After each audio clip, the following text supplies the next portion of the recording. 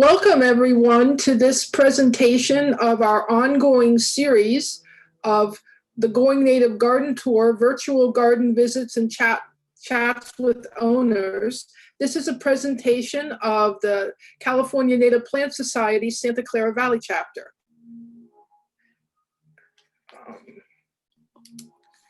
And the way the talk is going to work is we're going to do a little bit of intro. Then we'll have our two presenters, and they're going to present their gardens. And afterwards, we will have question and answer period. And we invite you to type your questions into the chat or into the comments on YouTube. And one of our hosts will read those questions when we're ready to do question and answer. We have pivoted to having a very vibrant virtual series, and we have a lot of things going on in September, and I put some of the October ones on. We have a monthly photo sharing session, and our next one is coming up next week at 7 p.m. And you can, if you want to present photos, if you go to our Facebook page, there's a link to sign up for times to show your photos. We're having since this presentation was postponed, we're having another garden presentation on Tuesday, September 15th. And we'll have two more gardens at that point. One of them is one of the incredible gardens on the garden tour, Melanie Cross's garden, and that should be a don't miss presentation. We're having a fantastic photo journey presentation on September 24th. Dee Himes is a really outstanding photographer, and she and her husband went on this wide-ranging trip, and they put together this fantastic slideshow. And in October, our garden tour is going to change into a nursery tour, a live video nursery tour. There'll be a planting demo, and this is going to be the start of the ordering session for our online fall plant sale. We have had online sales with delivery, but this one we're going to have pickup, where people can drive to the nursery. You actually have to schedule your pickup, and people will load. It'll be contactless delivery. People will load this into your orders into your car, and we're starting with September 17th. If there's sufficient demand, we will add subsequent Saturdays. And there's another full menu of other virtual events in October and November, which you can see.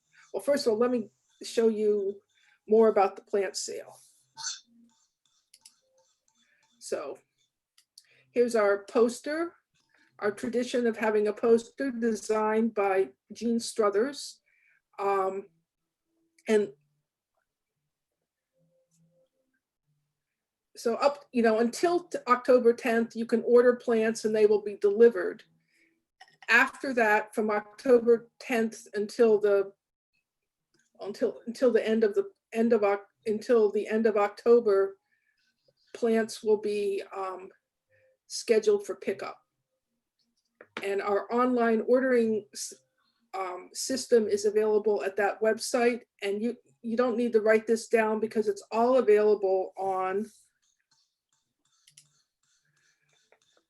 You can get info about this by signing up for our CNPS SCV news list if you don't already get these mailings.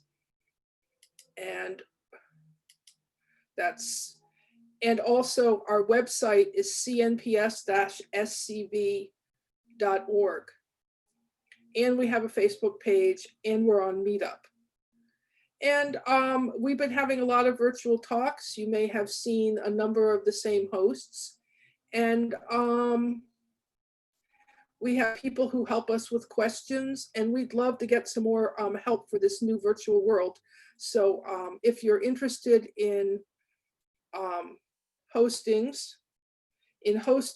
or, getting the questions to the moderator, or at some point helping us with YouTube video editing, we'd love to hear from you. And myself and Johanna Kwan are trying to recruit volunteers, and you can talk to us about this more. So, as I said, I want to emphasize questions are welcome, but please type them into the chat. So our first presentation is going to be from Francisco Hernandez. And Francisco and his wife moved into a 30-year-old house in the early 90s. It was really typical of older places in the area, with large lawns, old, unmanageable bushes and trees. They tried to maintain them, but with raising two boys and both busy working at tech companies, they weren't ready to do anything more than basic maintenance. So they learned about the concept of California native gardens from friends. They started visiting multiple gardens on our annual GNGT tour. So 6 years ago, they took the plunge and converted the backyard. They used the lawn replacement rebates from the water company. Deva Luna did the design, and Earth Care did the installation. So they went on the garden tour 3 years ago, but they loved their backyard so much that they had Deva and Earth Care replace the front yard 2 years ago. So with no further ado, I will stop sharing and we'll see Francisco's garden. Okay, let me start this up. I'll share.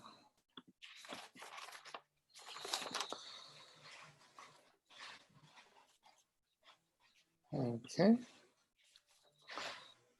All right, so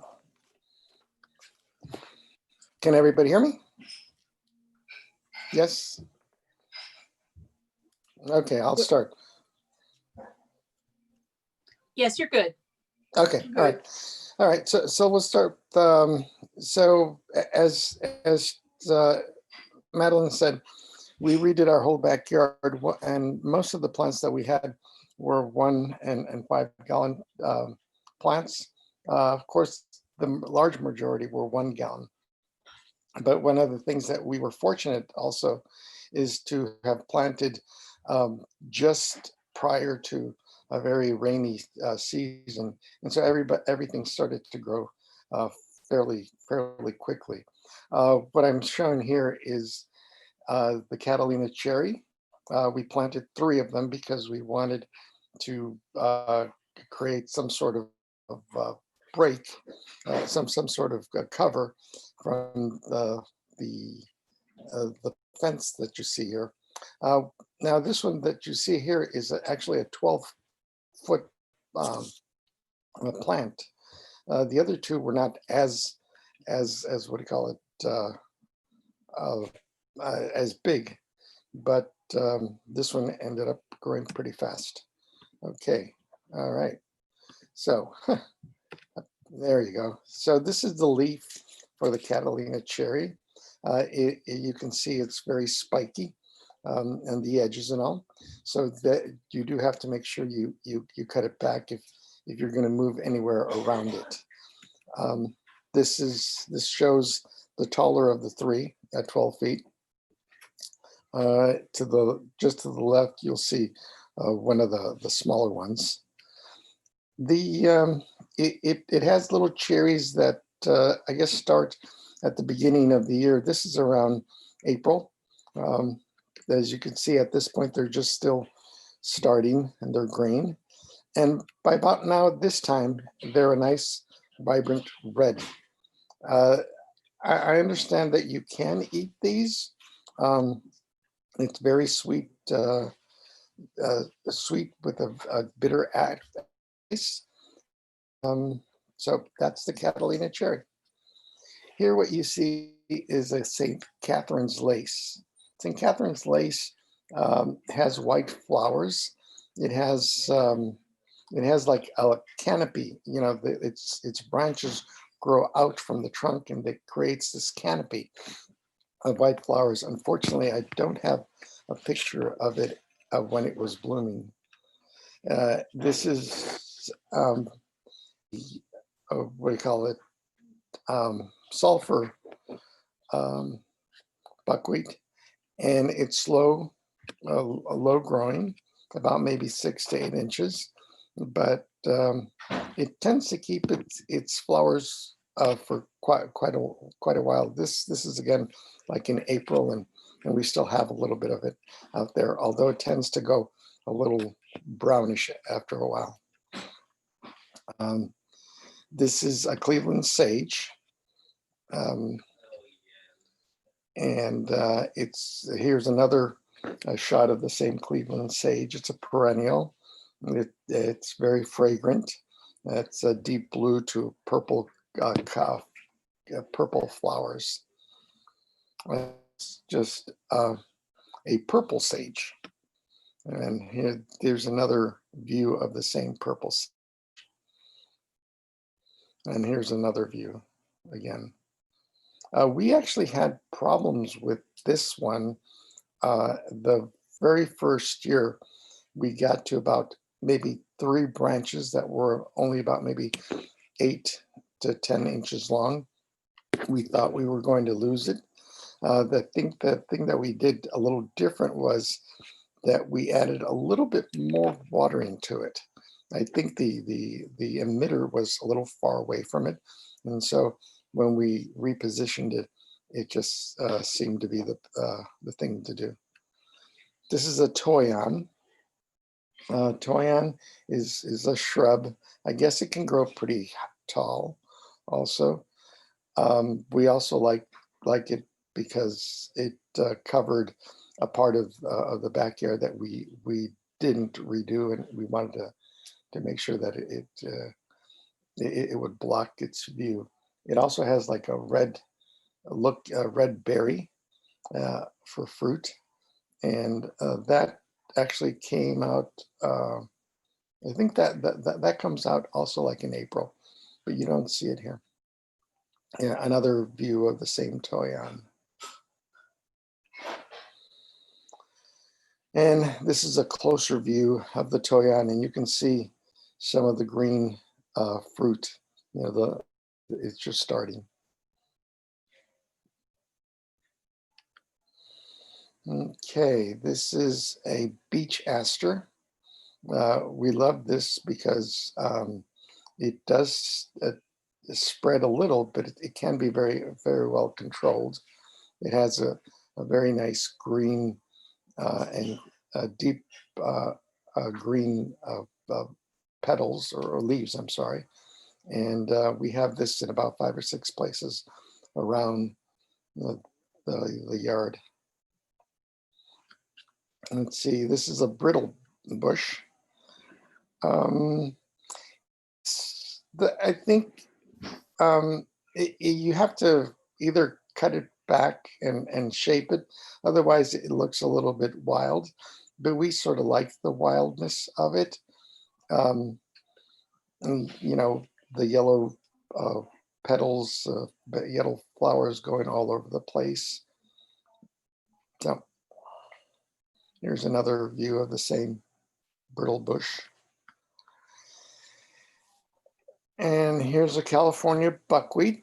We have about 4 of these around the yard.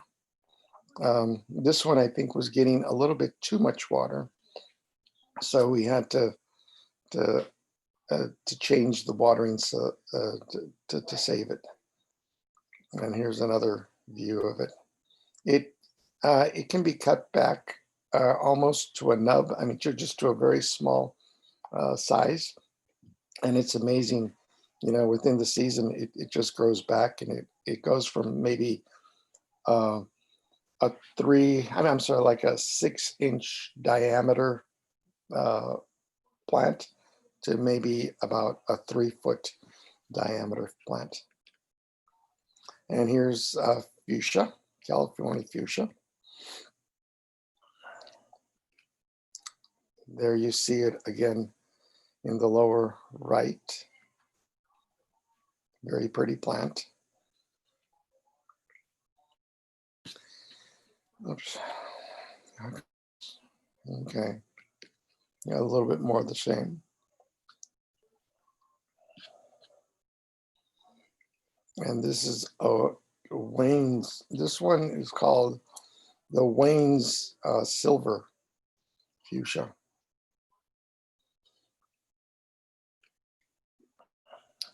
This is a mugwort.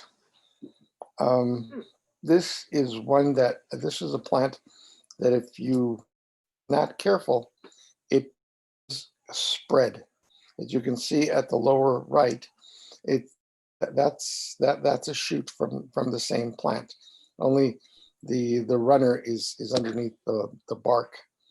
About this time of year, maybe around July, really, it collapses.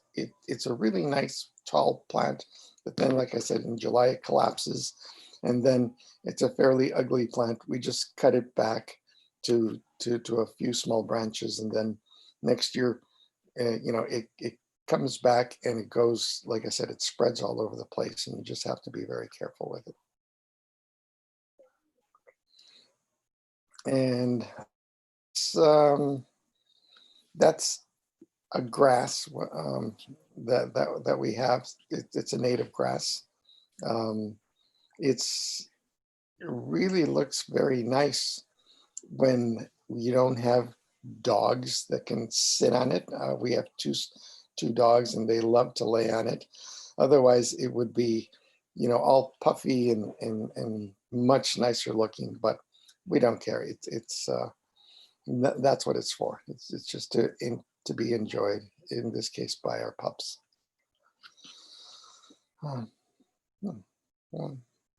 Okay.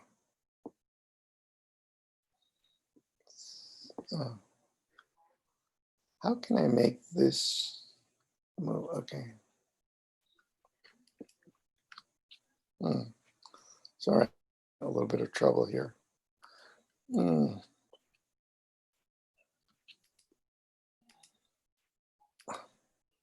I would like to reposition all the controls.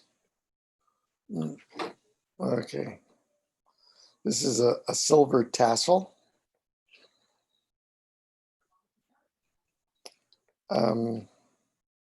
It's in late winter, early spring. It has some incredible tassels that just, I mean, I've just never seen a plant like that before. The tassels all hanging all over the place.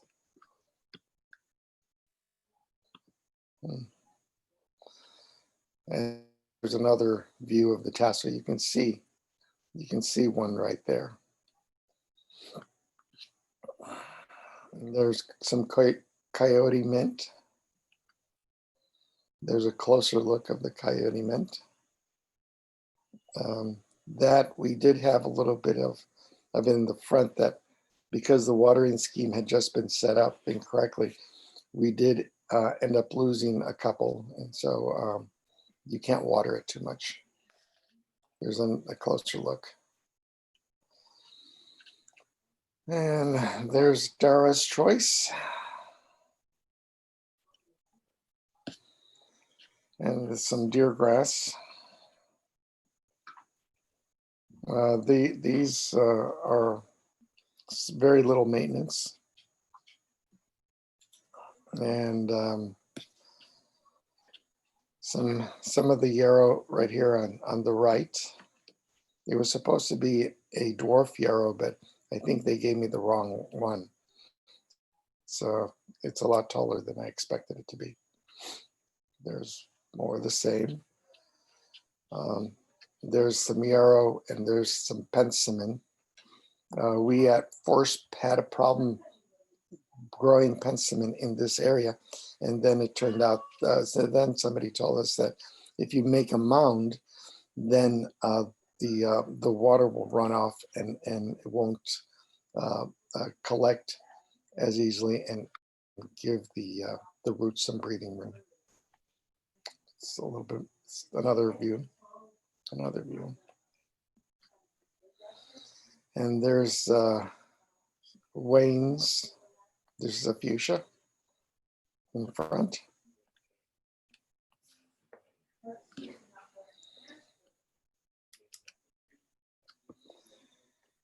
And golden aster. Closer look at the picture. It's we have it along the side of the house. It does like shade. So as you can see, it's fairly healthy. And there's some more yarrow and fuchsia, and let's see. And then this is the Ray Hartman. Again, these were 5-gallon plants that within a couple of years just grew to, I think in this case, it's like 14 feet high. It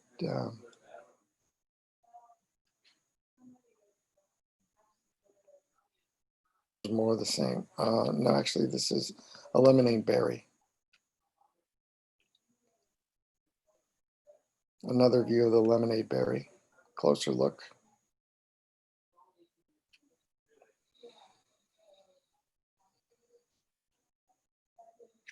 My wife this year decided wanted to sprinkle some poppies, so of course that came out very nicely.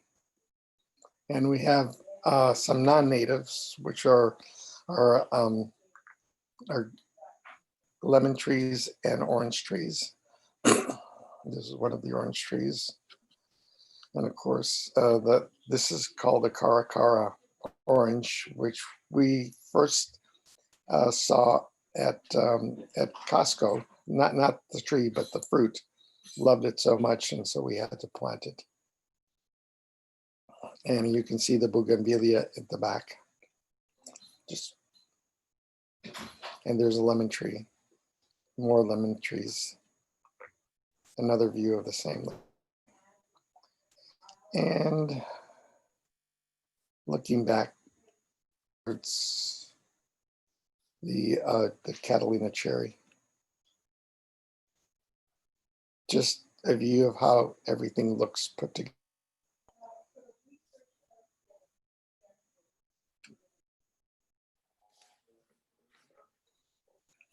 And let's see. So this is some of the manzanita. And we have some Rogers red grapevine, and it's not doing as well this year. It had been doing really good for the first 5 years, but I think this year we had a glitch with our watering system, and I think it was watering a little too much. So we've had to cut it back a little, and maybe it'll get better next year. In the previous 3 years, we had tons of grapes that we got off of this, and were able to make jam. And there's the bougainvillea, non-native but still pretty to look at. And then there's the island alum. This is also up against the house. It likes the shade. As you can see, the stepping stones were made out of concrete that we had taken out of the backyard. And then this is the Cedro Island Verbena.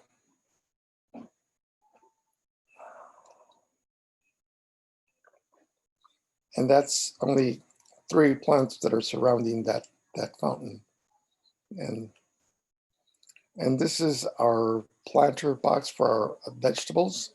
That was back in April.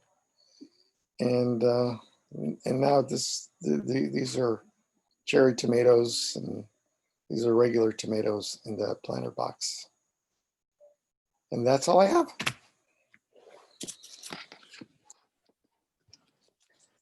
Great. Well, thank you very much. And we definitely have some questions here. So if you're ready for that. Okay. Let's see. So first of all, there were some questions about the size of your yard, but someone else added in the chat that you were in the 2019 garden tour. And you can see the photos of your yard there. And it was 5,500 square feet. Is that correct? Yeah, that's about, that's close. Okay. I think the whole property is about 8,800 square feet, but yeah, that makes sense. Go ahead. Okay, great.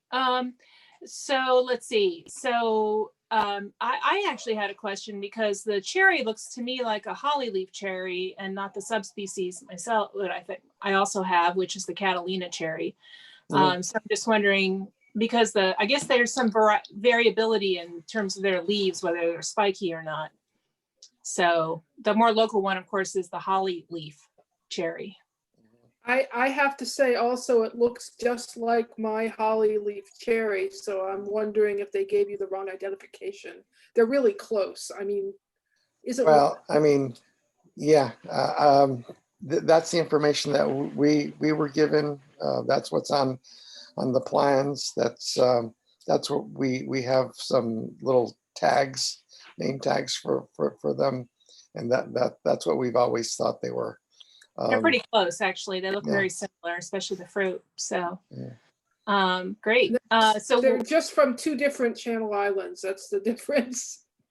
Oh no, one's from Catalina Island, and the holly leaf cherry is all over California. Right? Local here. It's local here, right? Yeah. So, well, the only thing I might add is like I said, there are we had 3 plants, and one of them, the one that you see here, and the one that I showed the cherries from, is the taller of the 2. I mean, this one is like 12 feet, and the other ones are about only 6 feet tall. Do you know anything about how big either the holly or the Catalina might get? I have a Catalina that's very tall right now and is myself, but I'm no expert on this. Maybe Madeline knows. Well, also, the holly leaf cherry can be pretty slow growing. In my yard, I had one that sat at about 3 feet for, I'm not kidding you, 6 years. And then it took off, and now it's the size of this one.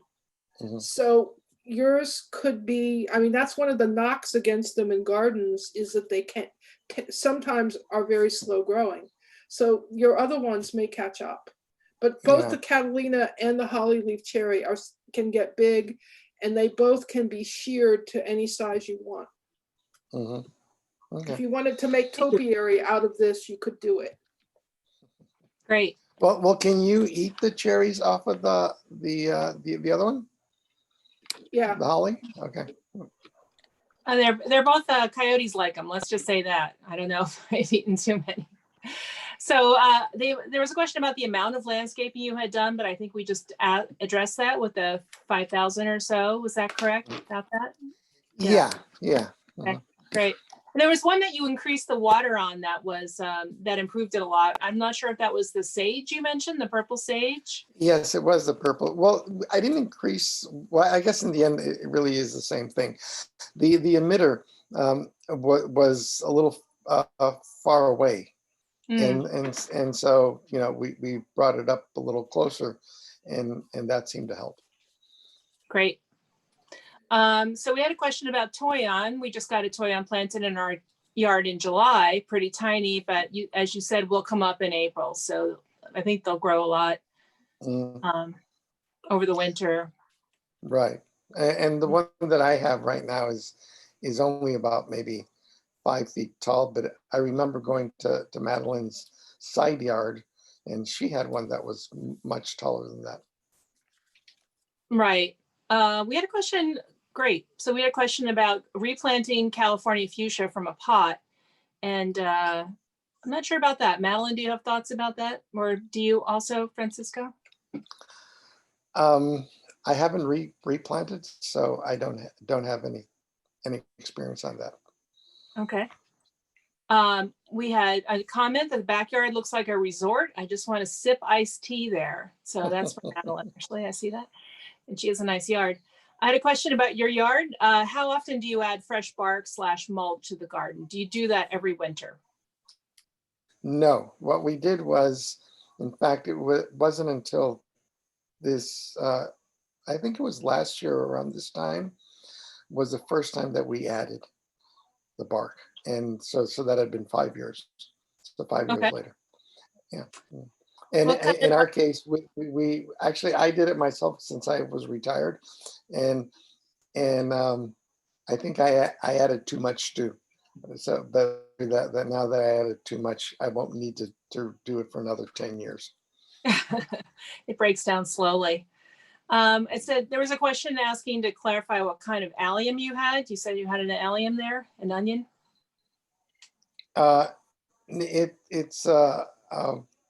It's an island. What is it called? Um, It's island alum root. alum Oh, root. okay. Yeah, alum root. Right. So that's Hookeria maxima. So that's another Santa Cruz Island species. That was, I think, Mm. and so not an allium. It's actually a saxifrage. All right. And then what kind of berry? And I think you had mentioned lemonade berry. Yes. Okay. Mhm. Great. Someone said, very nice garden.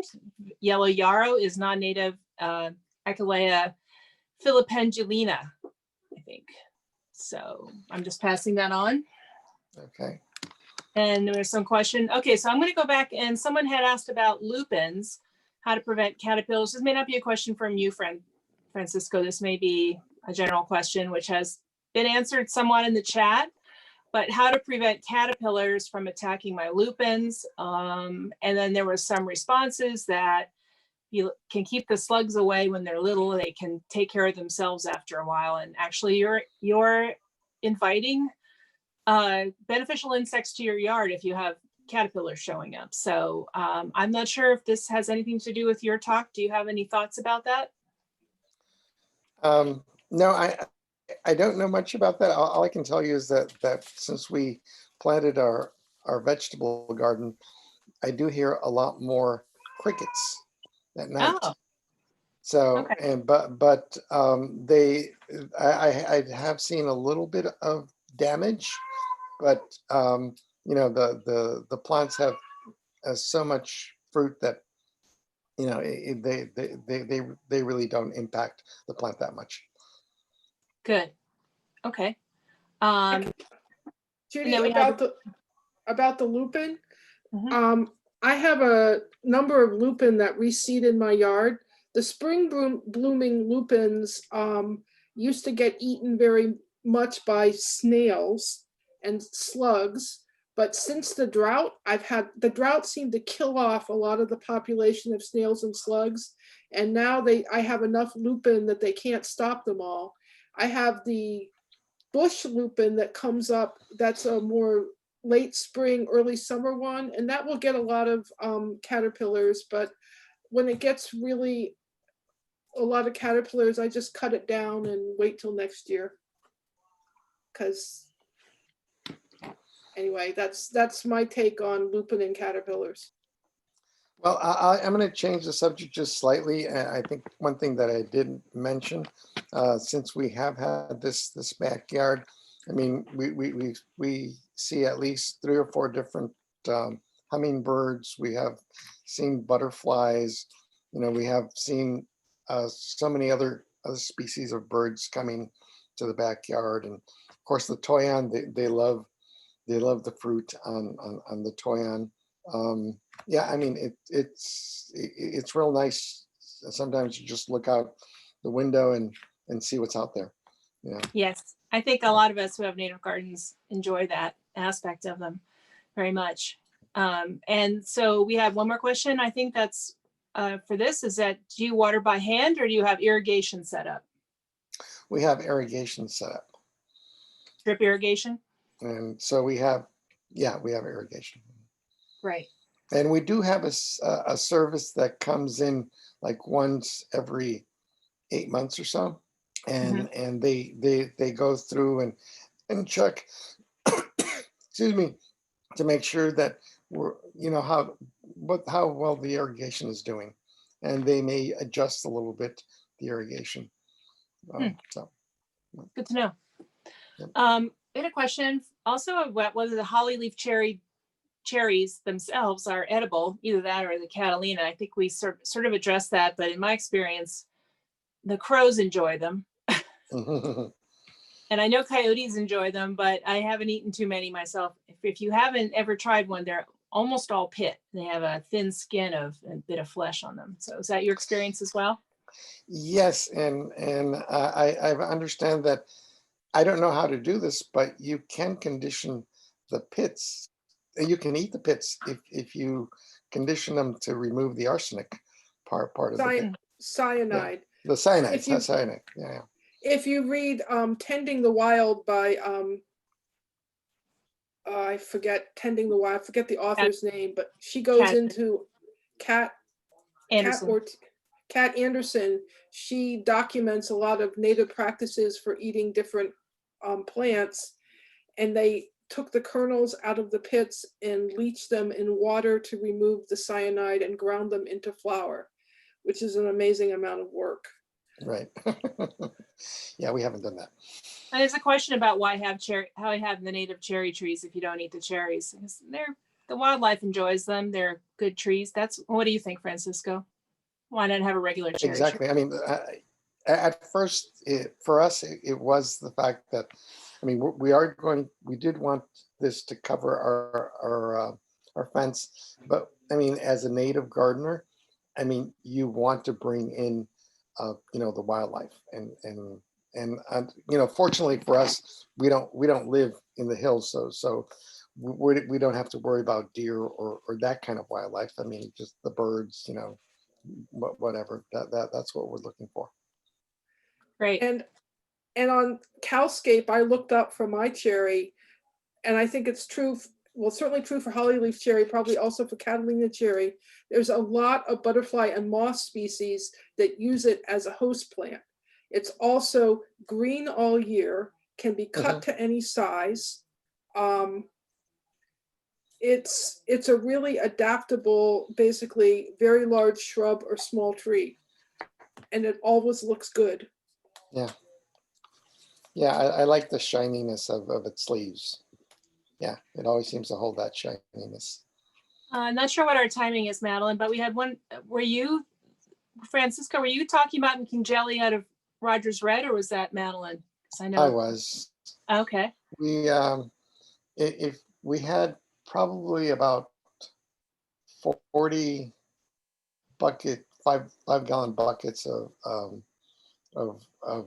grapes that we ended up with in the last couple of years, and my wife, she gave so much of that stuff away, so much of the jam when she made it. Were you happy with the results and the flavor? Oh yeah, definitely. Good. Definitely. Good. I know it's popular. Great. Well, I think that's about all that's coming up. So lots of thank yous, and we'll send those to you later. Thank you for sharing your yard, because it does take some effort to do this. So we really appreciate that. And I just wanted to remind everybody that this garden, and probably a plant list for this garden, is available on the GNGT.org Going Native Garden Tour website. And so you can find this garden and download the plant list and see some other photos from previous years when it was on the tour. Did you have anything else, Madeline? I will just add that I've also made jam from Rogers Red grapes, and it does have a very good grape flavor. Didn't do it this year. I just couldn't face it in the heat. And thank you, Francisco. And I really enjoy seeing your garden again. And now we are going to. We look forward to seeing it hopefully next year. Hopefully we'll be on. Yes, hopefully we're making plans for a tour next year. We're going to be hopeful. So we'll be putting out the call for gardens in the next month or so.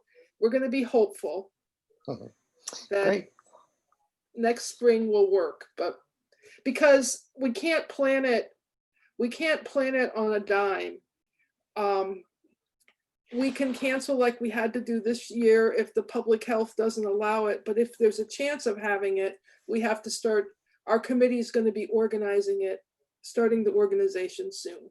Okay, so I want to introduce our next presenter, Carrie Levin. Carrie's been an admirer of nature her whole life. She's originally from Long Island, New York, and the backyard's forest was her treasured playground. She was raised in the Midwest, and she spent her summers growing vegetables in a nearby youth farm project. She attended classes offered by volunteers from the UI Ag Department. She helped garden around her house, and she volunteered for conservation projects. One of her highlights was winning the best garden plot, handpicked by Eddie Albert from Green Acres. And so she got to be in the local 4th of July parade. After college, she moved to California, where she worked as an engineer, got married, and raised 2 sons as a homeschooling mom here in Sunnyvale for nearly 30 years. Over the years, she tried on her own to grow natives under the shady canopies of non-natives next to thirsty lawns, mixed in with some drought-tolerant plants and water-thirsty plants. She always wondered why she was more successful at growing vegetables than gardening. Once she became an empty nester, she and her husband remodeled their Eichler home, but ended up, I can attest to this, after the remodel with a terrible looking yard. So they chose native landscape designer Aggie Kehoe to give native plants another try. Now they can speak for the birds, bees, and butterflies. Yeah. Okay, thank you. I'm gonna. Sure. Can you hear me? Yes. All right. Yes, thank you. Screen shared. Okay. There it is. All right, And you want to view, present. present. And Okay, are we on? Yes. Okay, great. All right. As you mentioned, thank you, Madeline, for the sweet introduction. We call this our butterfly house as a remodel. This is an architectural feature on the roof that is a butterfly roof line. So after we remodeled, like you said, the lawn was terrible. I am not going to look into sharing any pictures what it looked like before, but I will talk about what I got better at native gardening so I can keep up and with my vegetable garden. So I've really learned a lot. Now let's move on. Okay. We decided to go with native garden for many reasons. One, I really treasure wildlife. It's important to us. We have seen very little when we had the non-native landscape. I wasn't really seeing many bees. I also wanted to work with how to conserve water in better ways. So we incorporated some ideas, various water conservation features, which I'll talk about. And the last thing is native garden can be actually beautiful. I thought that when I first tried my own native gardening, I was getting these ratty looking stuff in the wrong place and tried to research, it just was futile for me. So I decided to hire Aggie to help me, and she provided the ropes. We actually garden with her, fine garden with her every month. So it's a wonderful learning process. Okay, so with the wildlife, we are attracting butterflies, and I also wanted to have the full butterfly life cycle. So I got our first milkweed so that the caterpillars can be part of our landscape, and then with them flying off into monarchs and coming back. So here we have, I've just bought this milkweed plant, and about a day or two later, I got my first visitor, and it was already laying eggs. What a treat. Here is a wonderful visitor. This is a hooded oriole. It was a delight. I never had a hooded oriole, visit us during any years having our house until we put a native garden in. That's a hint. We got more of another type of moth, a butterfly. I don't know what it is, but I thought it was so cool. I decided to, what's going on? It's plant. Okay, there we go. All right. Anybody who can let me know what kind of butterfly or moth this is, I would love to know. Haven't been able to identify it, but it was pretty sweet visitor. Oh, Okay, so now we go on to the next slide. stay here. As we had a little technical difficulties here, sorry. Okay. Bumblebees, we have tons of bumblebees, tons. In addition to the black carpenter bees, we've had a lot of these other bumblebees with stripes on them, but just seeing them swim inside these poppies, picking up nectar and flying from flower to flower is a treat. This one? Okay. I've captured a picture of a honeybee, I believe what this is. Never seen one off the snowberries, but here they are flocking around these beautiful little white berries that occur in the summertime. Now we get into the water wise. Here is where my what I guess I'm going to say is this is what we value. I value a clean planet, a clean earth, and clean water with clean air. And water is precious to us. And I wanted to take advantage of some of the ways we can use this in our garden. And here's a list of the various gray water systems we put in and taking advantage of the storm water. This vase is a showcase of the various plants I've collected around my garden, and it's just a lovely bouquet that lasted for quite some time. This is a gray water system. It is, this particular product is called Aqua to Use. It's made in Australia. It's a very simple system. It does not hold the gray water any longer than 24 hours. It's not allowed to hold beyond that time. But what it does is the water comes in from 3 sinks and 2 showers that we actually had drilled out in the slab of an Eichler home and plumbed. And here, as you can see in the far right, is a filtration system. So the water is filtering through that. And then it is pumped out to our front of the yard that you can see way down the pathway on the left side. After that gate, we have a side strip of fruit trees that is watering. And here is the other side of that gate. Well, you'll see some of the fruit trees. We have an apple, pomegranate, and further up on this view is a nectarine.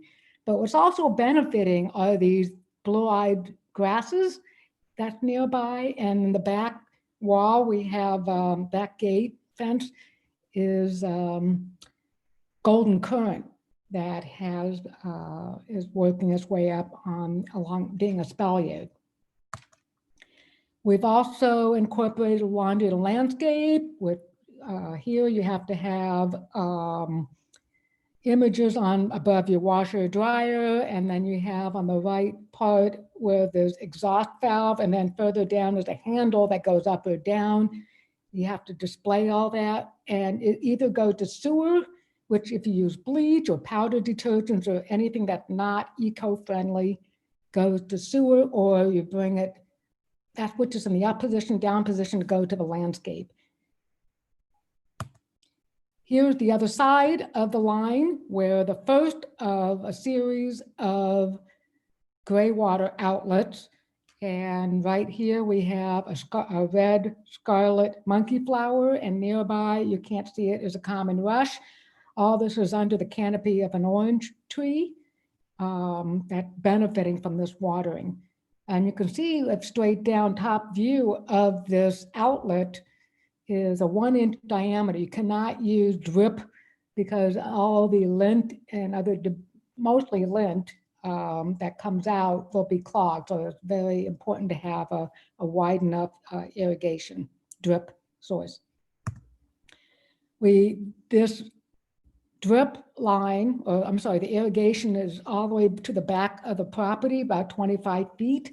The maximum you can pump water from a washing machine is 50 feet. So we lost 25 feet through the garage. Our side yard is 25 feet, so we are benefiting by branching off from there a little bit. So these are various irrigation-friendly plants for gray water that will take gray water in addition to the fruit trees. The mugwort, columbine, grape, wild grape, mock orange. We also have rain barrels. So the butterfly roof above the house is actually filling up these 2 blue barrels. We have a daisy chain. We just got the other 2. We have not tied them in yet, but that's our plan.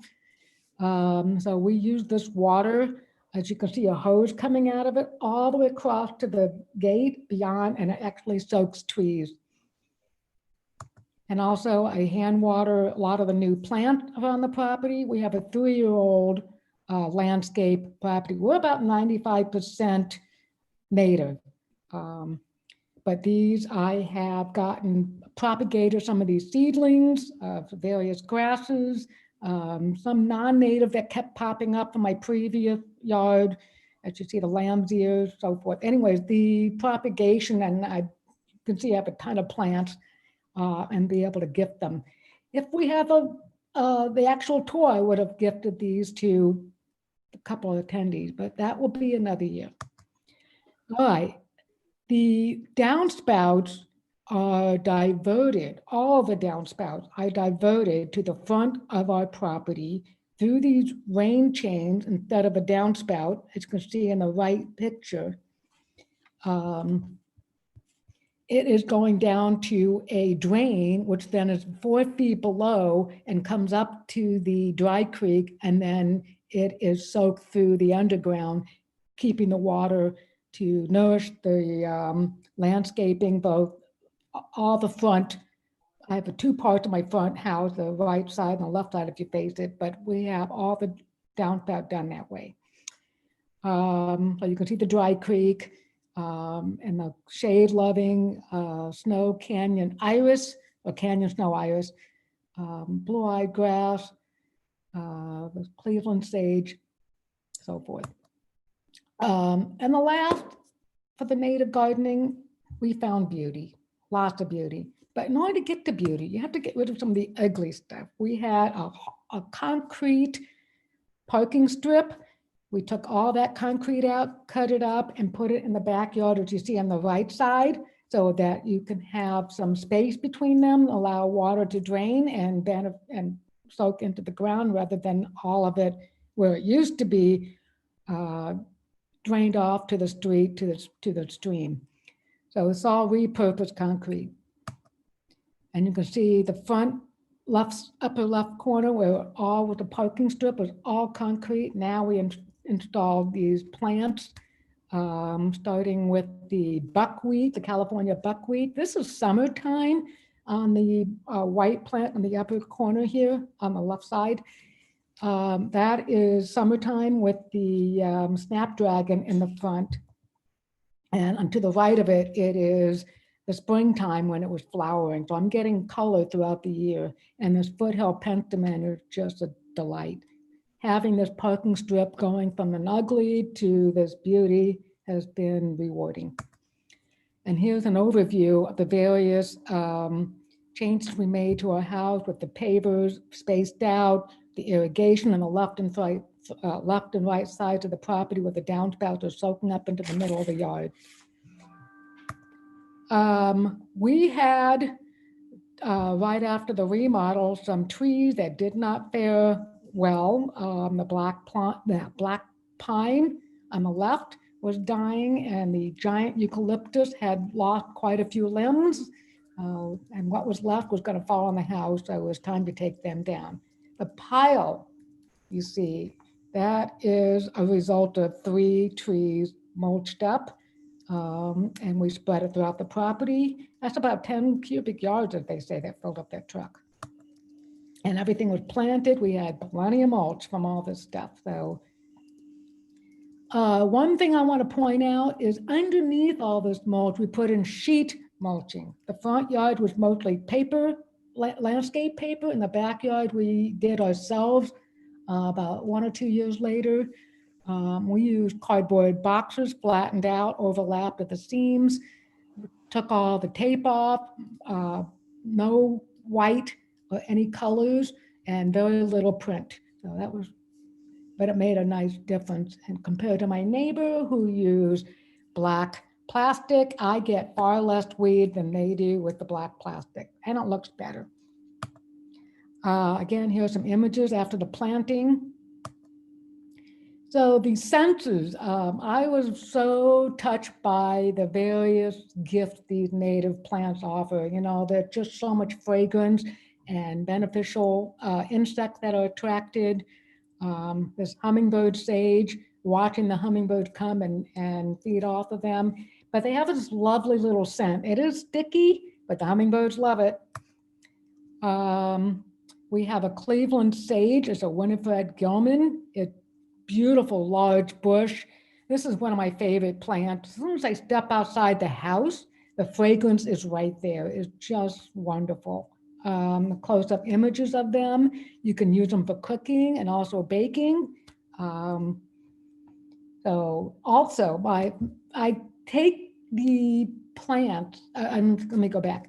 The flowers of these stay on for a long time, and the fragrance retained even after they dry up. So after we trim them all the way down in fall time to about maybe 2-3 feet, depending on the plant, I save these flowers and use them as potpourri. A neighbor of them found another great use is for using it for the cat litter to help deodorize the smell. So you can shred that stuff up and sprinkle it over the cat litter and you get another use.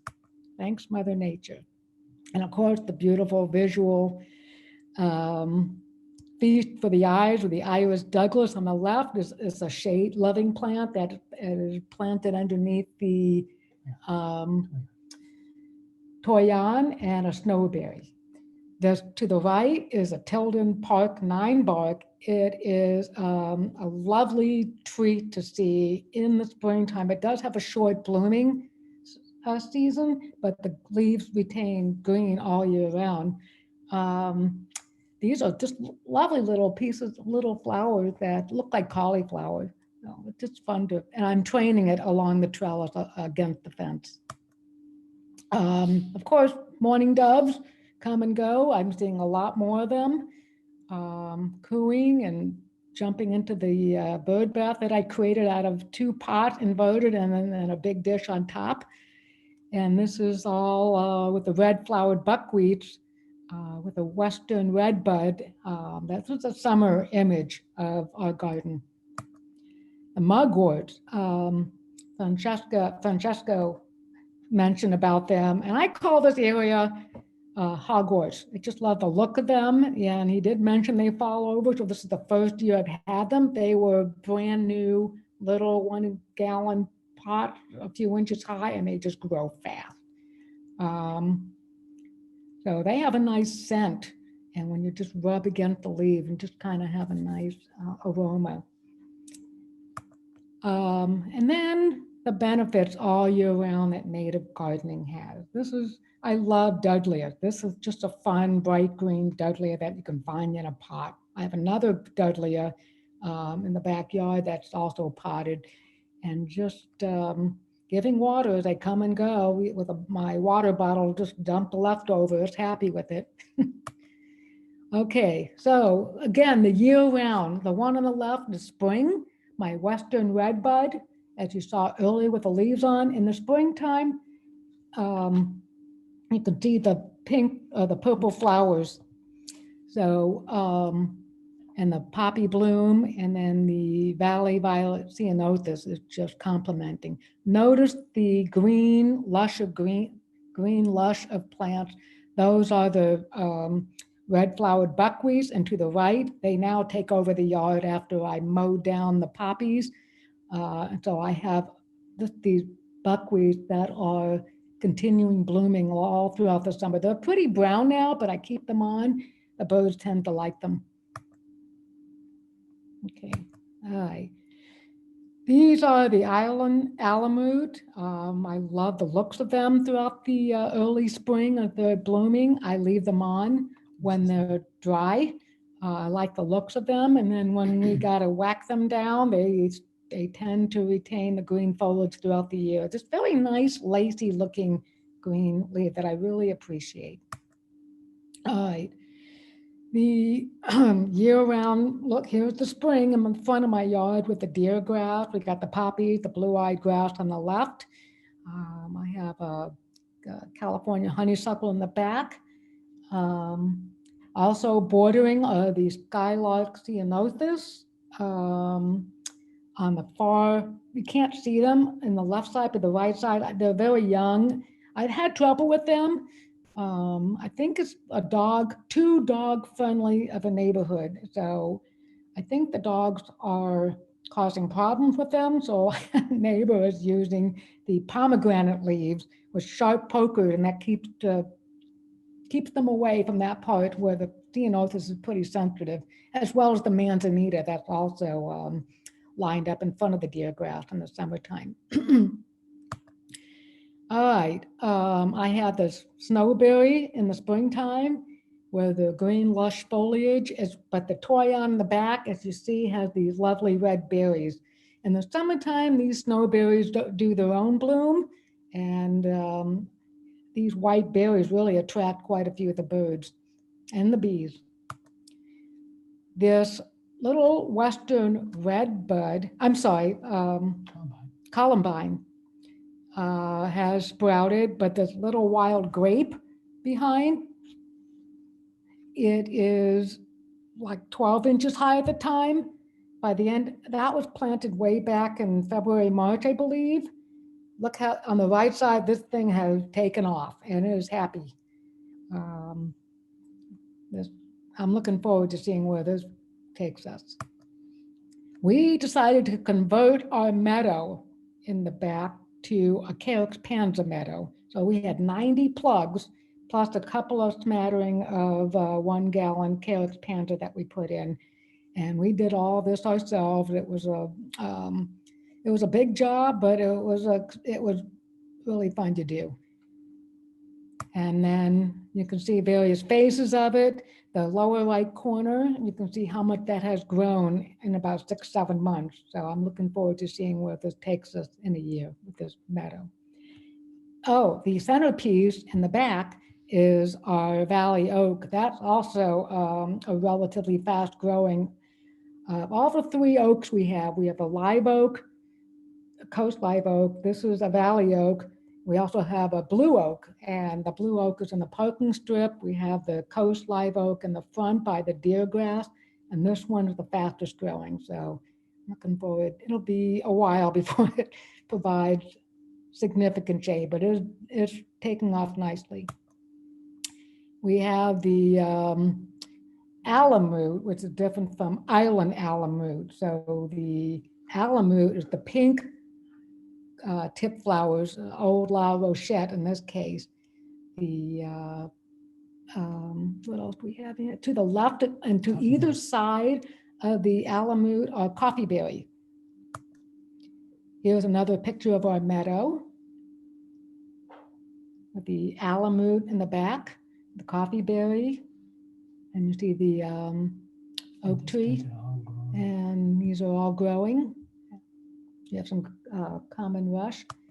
So that concludes our spread here. So if you have any questions, let me know. This is a ginger that we've also planted, and we have almost too much sun, so we had to transplant it, and it is thriving, but some parts are having some trouble depending on this location, what it likes.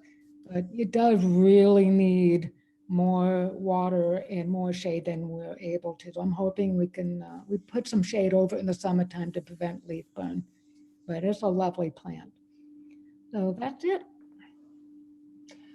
Well, thanks, Carrie. That was terrific. And it's nice to see another Eichler because I have one too. And you guys have done definitely different things with your yard than I did with mine, but same idea. I think the deer grass is a really nice really nice architectural look for the Eichlers. Okay. So can you hear me? Yes, thank you. Great.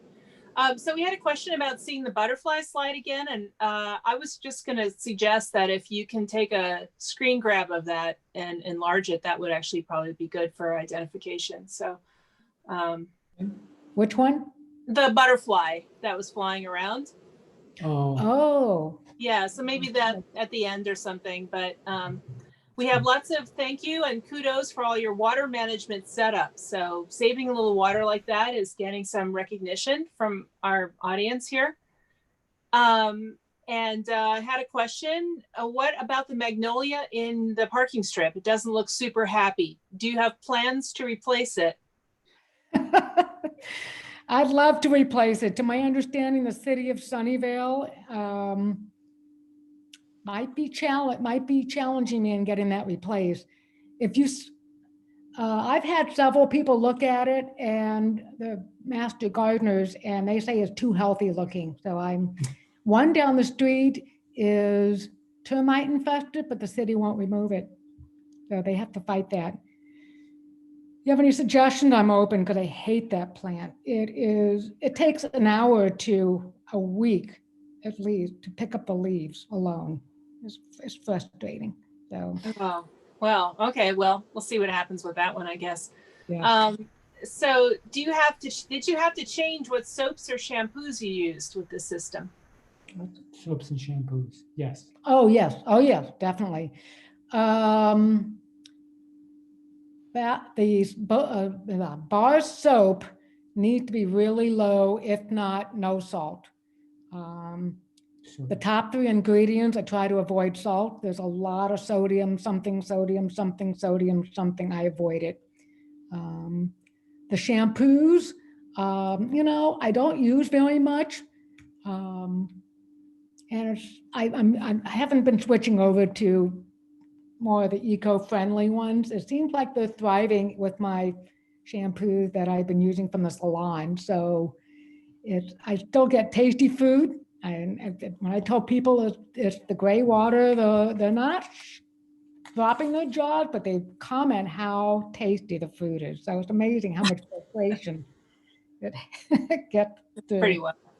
Thank you. So how much irrigation did you need for the Carex meadow? It is the only one that we manually water. So everything else is irrigated. The Carex panta we manually water. It's not even a year old, so it takes some establishing. And we had a hot summer, hot spring, so we have to put a little bit more water in. We're probably doing it 2 times a week.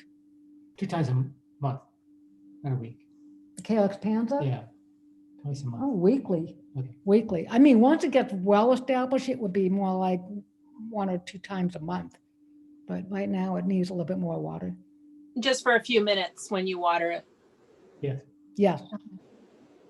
So thank you for the spring and summer photos. I think it's really nice to see things that are a little bit off the peak, that we usually see things during the garden tour time, but people want to know what it looks like in the summer too. So thank you for that. Oops, my screen just went dead for here. Okay, so and you know your plants very well. We appreciate that. That's a comment we had on our YouTube. And All 50 of them. right. So is there anything else that we had a lot of people like a lot of buckwheats? I don't know if there's anything else. Does anybody else have any questions about that, about this house? I wanted to mention that your home is on the Going Native Garden Tour website, and you can see some of these photos there and see some of the early photos from when you were first installing it are visible there. So if you want to see how it evolved, I'm not sure you have a plant list up, but you get a pretty good idea what you got. We have a video too. Yeah, video also, so you can see more of this lovely, lovely yard. So, and the big pile of mulch is now gone. So, that's good. And Madeline, did you see anything else? Or Cynthia, do you have anything else? A question just popped up. Did you work with a designer? But I think you said that, right? Aggie Kehoe. Right. You And that also information is on the garden tour. work with her on that. Yes, and I also was corrected that our garden submission is actually open on the website, gngt.org, which I am now putting up correctly into the chat. Is So there an anyway, memo this year on percent native? okay, percent native, we have, what did we switch to? I think we switched to, we might have switched to 75%. Okay, after we listened to 70, 70. 70%. And the reason for that, let me tell you why we switched to that, is we all listened to Doug Tallamy talk about the research that one of his graduate students did that showed that for a particular bird species in the Maryland, DC area, the birds did not have nesting success, meaning they weren't able to achieve replacement reproduction unless the yard was at least 65%, I think, native. And I don't know, people have listened to Doug Tallamy's talk, but he makes the connection between native plants, insects, and the survival of birds very, very clear. And he's a professor of entomology at the University of Delaware. So we decided that we were going to up the percentage because there's many reasons to plant native plants. One of the most compelling reasons is to repair the web, to do something about the incredible decline in insects and bird species. So we want to showcase people who have planted enough natives in their yard to actually restore the food web so that birds can actually raise young successfully. So we put it to 70%. And for example, we've just seen 2 gardens which way surpass that percentage. And Thanks, we Madeline.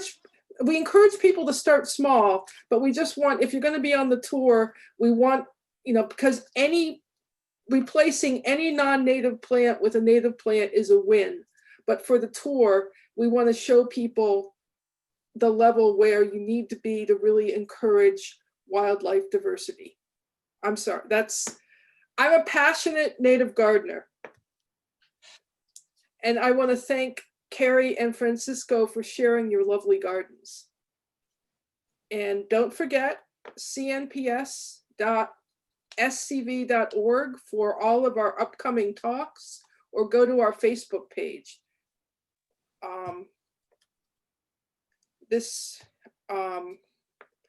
If there's nothing else, anybody else from the tour want to check in with something to say? I think I've covered it all. And we will be, these things will go up on our YouTube channel so more people can see them, and will be, the chat will not go there, but we will be sending you a copy of the chat so you can see all the great comments that people made. So thank you. Madeline.